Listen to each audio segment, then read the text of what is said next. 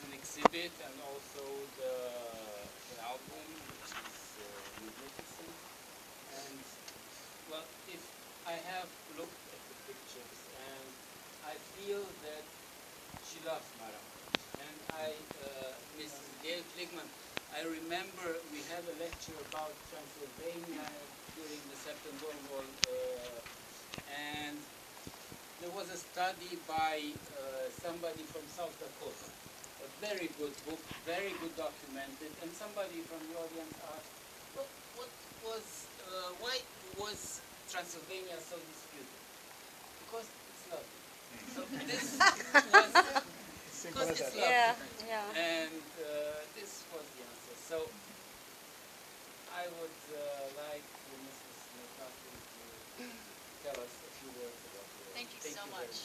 Thank you so much for having me. And just to be clear, I love more than Maramures. I do love the whole country. I traveled throughout, outside of Transylvania, and love it all. So I'm not just a Transylvanian person. Thank you everyone for coming. It's always so fun to share one's experience with a captive audience. I think some of us have traveled, you come home, you talk to somebody, and their eyes glaze over because they can't relate or they're not interested. So it's always very, very meaningful to me to share. And I'm a photographer, and my intention was to go and to document this way of life that I learned of through my research. And it wasn't the kind of research Dr. Gail Kligman does. She, if you don't know, right here is probably, you know, the #1 most knowledgeable person of the region. And it's a pleasure for me to be here with her and to get to know her as we go through the hour. And but what I mean by research is I was really looking for an experience. And at the time, in 1997, I was learning to do Balkan folk dancing and international folk dancing.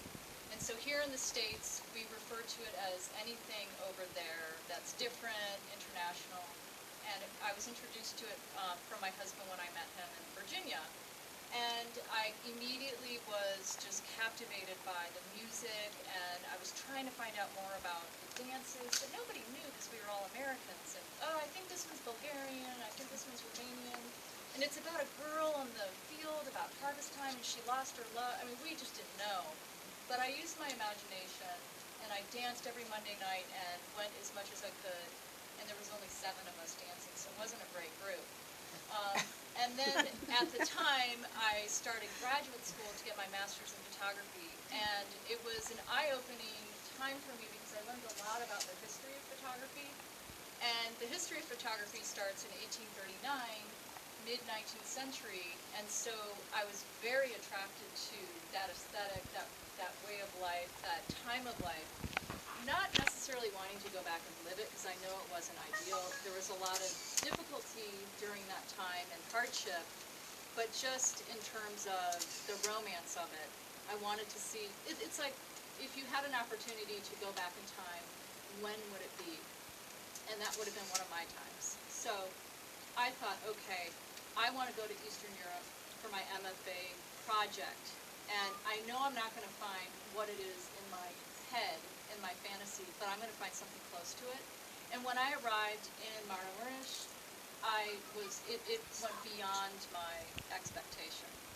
In terms of the natural beauty, the warmth from the people, the utter beauty in the wooden architecture, the wooden tools, the traditional farming, the homemade recipes and the homemade clothing, and the paths that, you know, were there for, it seemed, centuries, the farms that were carried from generation to generation, that kind of communal experience.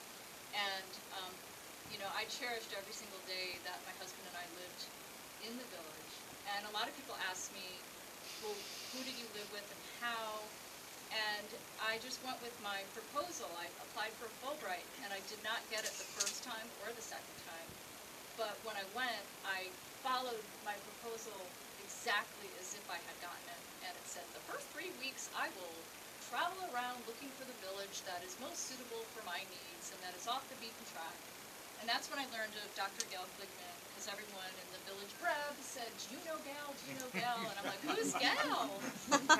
So that's when I first learned of her, which was in